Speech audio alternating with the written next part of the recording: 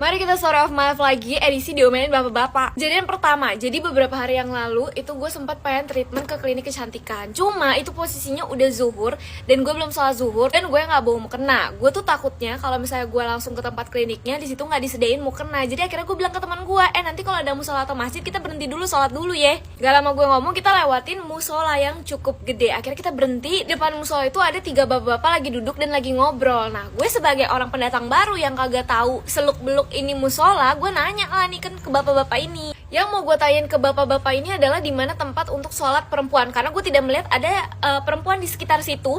Dan kalau gue lihat di bagian bawah itu kayak untuk tempat laki-laki doang. Gue mikirnya cewek itu di atas, tapi di atas itu gelap, jadi kayak agak ragu gitu gue kalau misalnya tiba-tiba nyelonong langsung ke atas. Kira gue tanya ke bapak-bapak ini, tapi belum selesai gue ngomong, gue udah dipotong sama satu bapak-bapak. Pak maaf mau tanya, untuk bagian perempuan langsung dipotong. Oh itu tuh lurus aja lurus. Gue pikir nih bapak-bapak nangkep maksud gue, yaitu bagian perempuan sholatnya di mana. Ternyata nih bapak-bapak malah ngasih unjuk bagian perempuan untuk wudhu. Jadi pas gue belok lagi, abis itu gue lurus sesuai arahan, gue lihat lah depan gue ini untuk wudhu perempuan, samping ini langsung masuk ke dalam masjidnya. Langsung mikir, oh berarti sholatnya nyampur nih, maksudnya di satu lantai yang sama. Gue nggak langsung ke tempat wudhunya, gue belok dulu ke dalam masjidnya karena gue mau lihat ada mukena atau enggak. Pas banget gue belok melangkah satu langkah ke dalam masjid, tiba-tiba gue diteriakin sama bapak-bapaknya kenceng banget.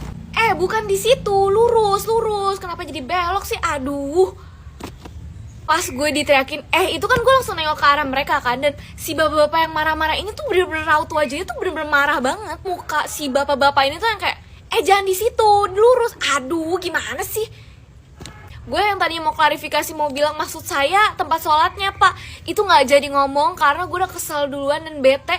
Karena gue, ya Allah, maksud gue kalaupun gue emang nanya tempat wudhu dan tiba-tiba gue belok gak sesuai arahan, kayak ya udah kenapa emang gue gak boleh belok, gue harus banget ke tempat wudhu langsung. Atau abis itu gue gak jadi sholat itu langsung gue cabut karena sumpah demi apapun gue bete banget. Kedua ini kejadian baru 2 hari yang lalu dan ini tuh lagi sore-sore hujan, abis hujan ya udah selesai hujan, terus gue BM gorengan. Posisinya lagi di jalan gue sama temen gue berdua, terus kayak gue bilang nanti kalau ketemu gorengan kita berhenti dulu karena gue pengen risol. Mula bapak-bapak jualan gorengan yang dipikul gitu dan dia lagi berhenti. Gue samperin, gue lihat nggak ada risol. Gue pikir ini emang belum digoreng atau gimana. Gue tanya, pak ini nggak ada risolnya ya? Terus bapak-bapak itu diem doang. Dia sambil ngambilin tempat untuk naro si gorengannya itu kan. Terus dia bilang mau yang mana. Terus gue tanya lagi, ini nggak ada risol ya pak? Pertanyaan gue dijawab. Terus si bapaknya langsung jawab, nggak ada.